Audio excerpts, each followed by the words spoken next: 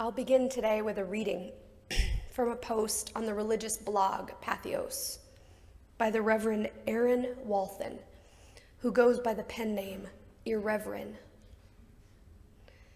Reverend Walthen is a pastor in the Disciples of Christ Church. She writes, I was writing my weekly note to the congregation a few days late because I took Monday off and it's all downhill from there. This week, it was more of a thank you note because when I think about how much work my church folks did over the last few weeks to get our place ready for Easter, it blows my mind. And as I look around the property, I can see the fruits of many hours of shared labor. In writing this note to my people, I wrote, it takes a whole village of volunteers to make all of this happen. But then I found myself hitting the backspace button because volunteer is not quite the right word for what people do at church. I know I'm not the only one who cringes when someone sees me without kids in tow and asks if my husband is babysitting. Well, no. I mean, yes, he's at home with the kids tonight, but I do not think you can effectively say babysitting when it's your own dang kid. I'd say we could just call that parenting. I feel the same when people talk about volunteering at church. I know, yes, it's just a word, but it's the wrong word for a lot of reasons. To volunteer means that you are an outside resource stepping in to help an organization in need. Volunteering is what we do when we pick up trash at the park or help sort food at the food pantry. Volunteering is what I do at my kids' school on Fridays. In other words, it's what you do at a place that is important to you, but not at a place that belongs to you. And I guess that's the important distinction for me. You cannot volunteer at your own church in the same way you cannot babysit your own kid. Because the church belongs to you in the same way your family does. It's your own place, your own people. So of course you help take care of it. Of course you do yard work and make coffee and teach the kids and sing in the choir and whatever else you do for the home and people that you love. A volunteer, in most cases, is just visiting, a flyby, a helpful flyby, but it's not the same as belonging to something. It's not the same as contributing to something that is bigger than you, something that is a part of who you are. We do not babysit that which is ours.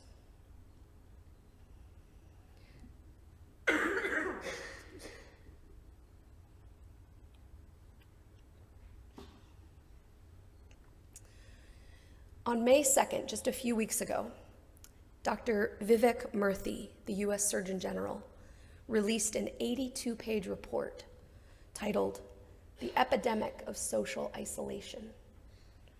The report finds that even before the COVID pandemic, about 50% of adults reported feeling measurable levels of loneliness. The health impacts of this social epidemic are startling. For those who feel poorly connected to others, they experience a 29% increase in heart disease, a 32% increase in the risk of stroke, and a 50% increase in the risk of dementia. Dr. Murthy states, quote, you can feel lonely even with a lot of people around you because isolation is about the quality of connection. The report states 6 pillars of how the Surgeon General suggests that we might address these powerful societal changes and the associated health risks. And I have one that I'd like to add. Us. This fellowship. What we do here is unusual. As a faith community, our emphasis here is not on faith. It's on community. And in a society with fewer and fewer places to create community, this is a powerful antidote to the isolation that has become widespread. About a month ago, we sent out an all-fellowship email with the title, Generosity and Community. Now, I am under no illusions that we all read our email as closely as I might like, especially when the title begins with generosity. But I want to read to you a list of the ministries and programs that I included in that email because they're important. These are things our fellowship offers. We educate children in positive, healthy, diverse sexuality, which is desperately needed when anti-trans, anti-LGBTQ, anti-choice legislation is sweeping the nation. We provide a safe and welcoming place for people of all ages to explore questions of meaning, purpose, and spirituality in a time when Christian nationalism is on the rise. We create meaningful partnerships across our community to help bring together people of similar worldview to counter narratives of fear and exclusion. We provide rites of passage, weddings, baby dedications, memorials, and funerals, both for you and for others in our community who cannot find an officiant who agrees with their lifestyle. We provide pastoral care for you for free when you are in need. We will come visit you at the hospital or in the midst of a crisis and hold your hand if you're feeling scared. We advocate for reproductive choice and justice for everyone, and our clergy supports statewide organizations to provide safe, all-options counseling for pregnant people. We bring you meals when you are sick or you're in the hospital or you're otherwise struggling. We provide meals for people in our community who are unhoused.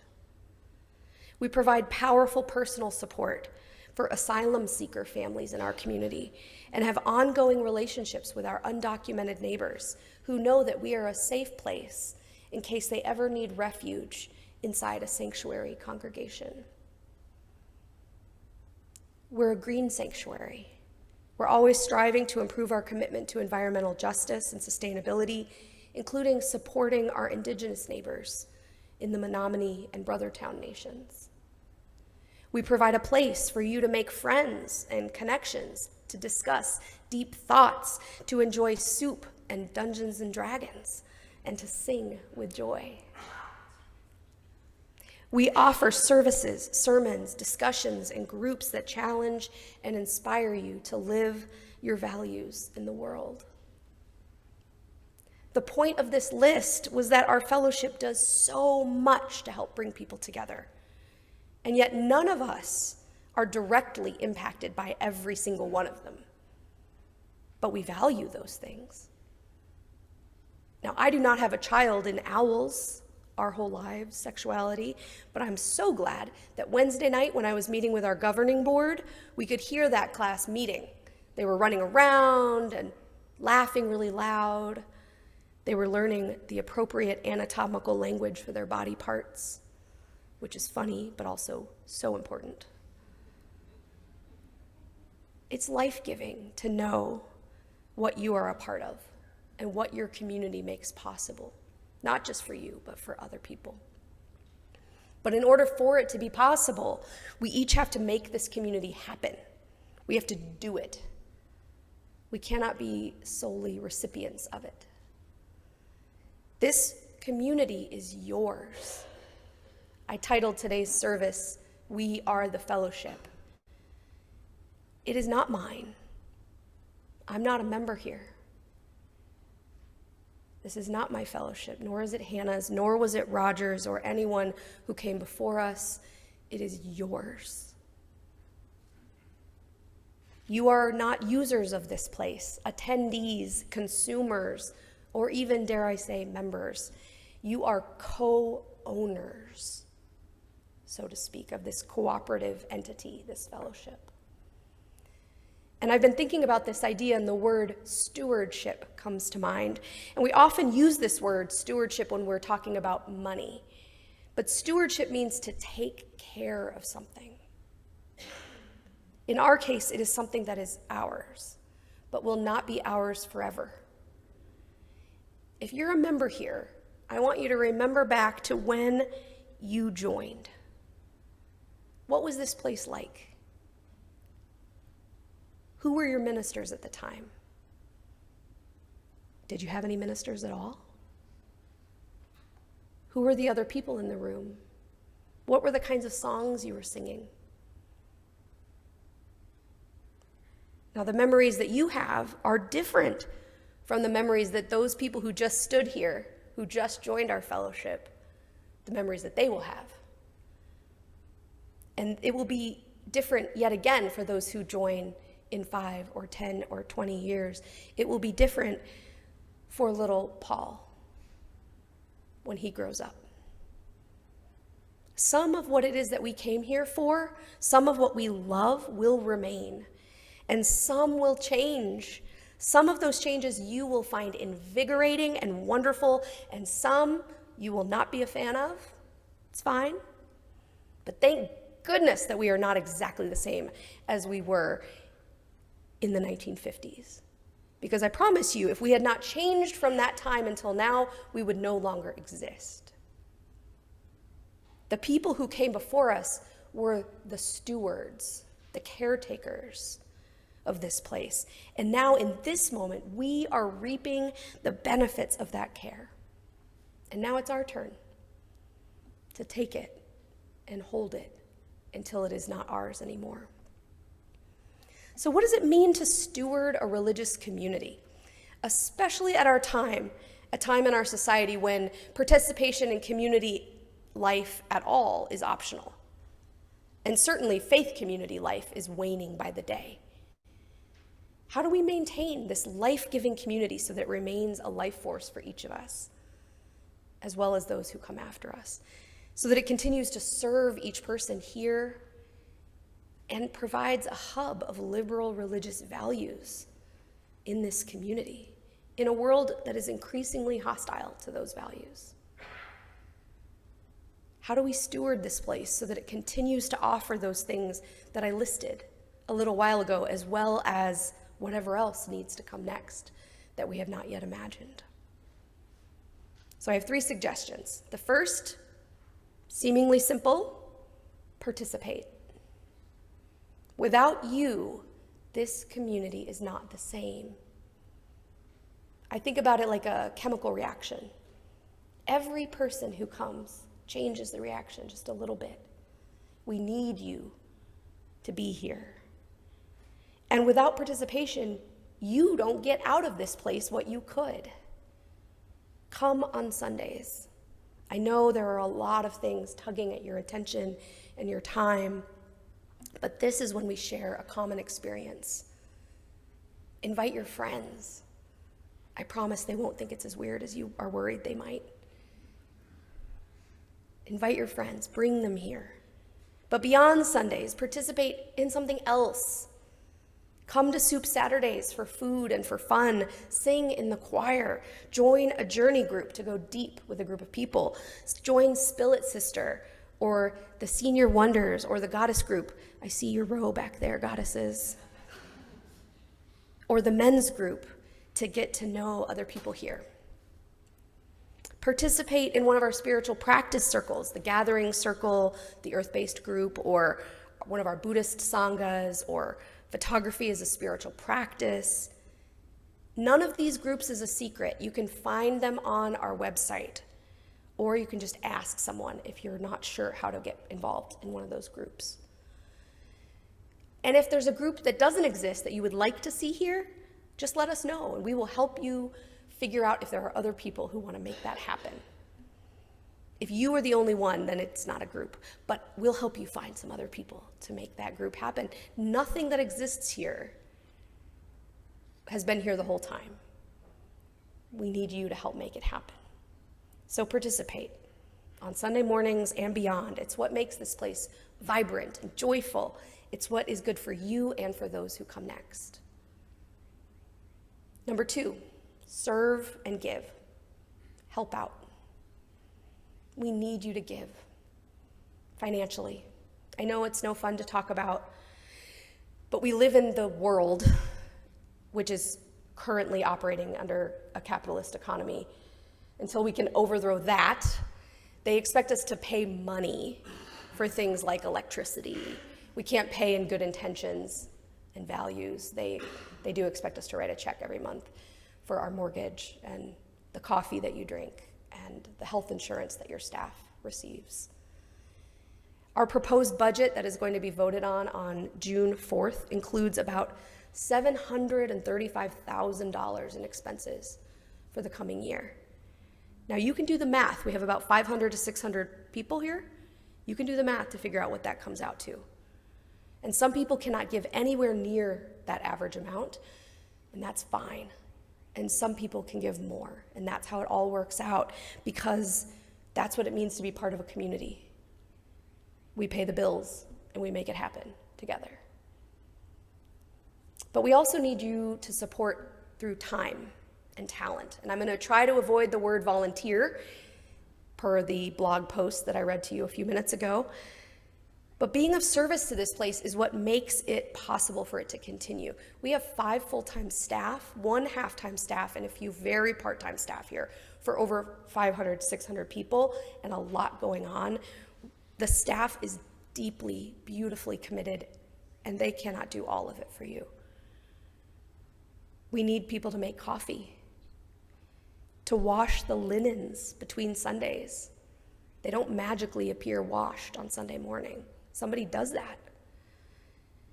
We need people to welcome newcomers, to host the Zoom chat on the back of the room to make sure our online participants are getting a good experience, to make music, to create justice opportunities, to raise money, to offer a caring presence. So many ways that you can be of service to this place.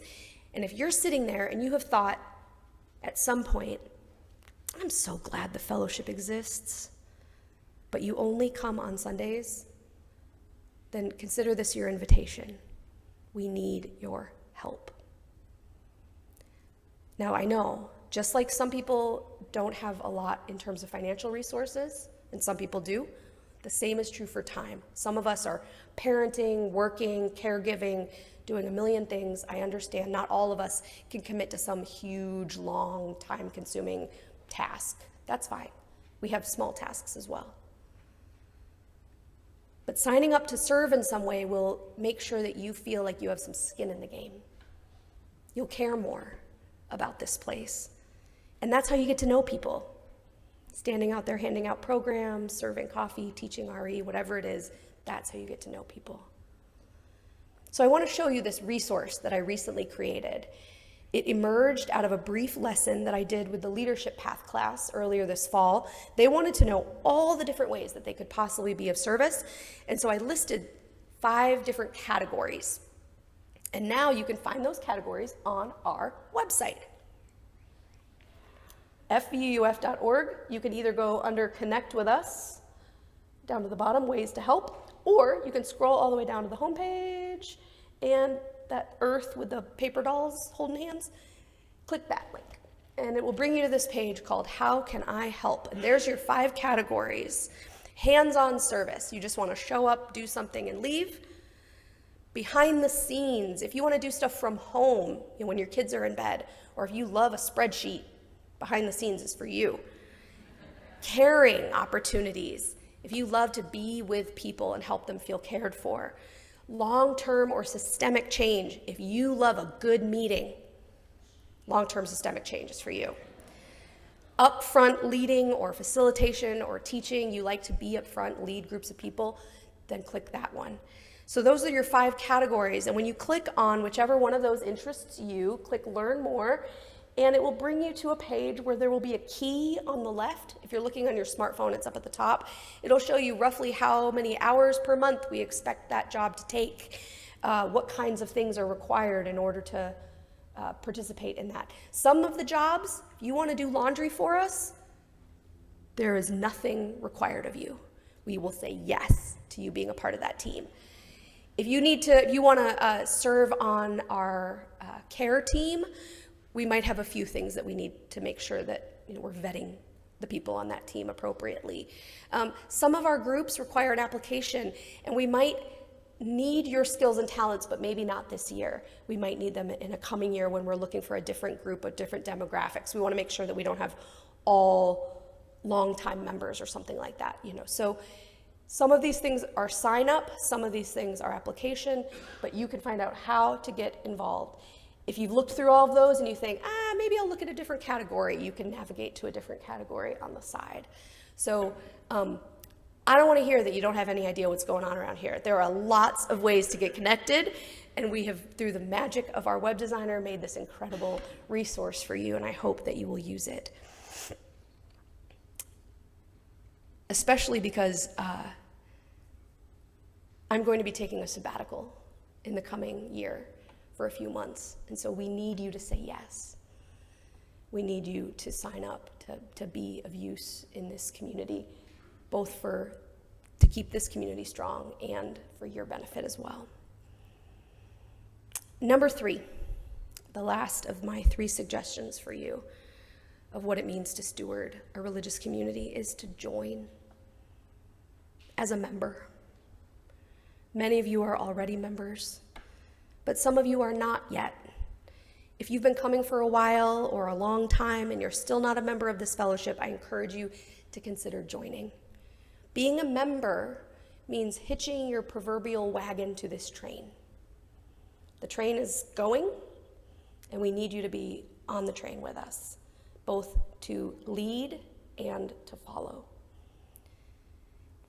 Becoming a member means that you will actively commit to being a part of this community, that you will show gratitude when things are going well, and that you will let us know your concern when you're concerned that things are not going well. That you'll take part in the active decision-making of this place. The annual meeting is June 4th. Our members will be the ones making decisions for this congregation. In a society that has devalued the power of membership, are there other organizations that do membership like this anymore? I mean, NPR, you can be a member of NPR. Your gym, are you a member of a gym? Or Costco? Those are very different understandings of the word membership than what we're talking about here. This is not a pay for service. This is not a consumeristic approach, which is very rare in today's society. I hear people sometimes will tell me, I haven't been coming for a while, so I'm going to reduce what I give to the fellowship because I haven't been using it.